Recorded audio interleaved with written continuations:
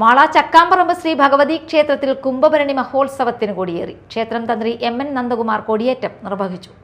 തുടർന്ന് വിവിധ ക്ഷേത്രകലകൾ, പ്രസാദ ഊട്ട് എന്നിവ നടന്നു. ഫെബ്രുവരി 23 വരെയുള്ള ദിവസങ്ങളിലാണ് ആഘോഷ പരിപാടികൾ സംഘടിപ്പിച്ചിരിക്കുന്നത്. ഇന്ന് ഗുരുദേവ പ്രതിഷ്ഠാ ദിനം ആഘോഷിക്കുകയാണ്. 19-ന് നാരായണീയ പാരായണം, ദീപാരാധന, വിവിധ ക്ഷേത്രകലകൾ എന്നിവ നടക്കും.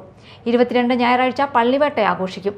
23 തിങ്കളാഴ്ചയാണ് ഭരണി മഹോത്സവം. അന്ന് ആറാട്ട് പുറപ്പാട്, ആറാട്ട് തിരിച്ചെഴുന്നള്ളിപ്പ്, പിറന്നാൾ സദ്യ, ശീവേലി, താലി സ്വീകരണം, ഗുരുതി തർപ്പണം എന്നിവ നടക്കും.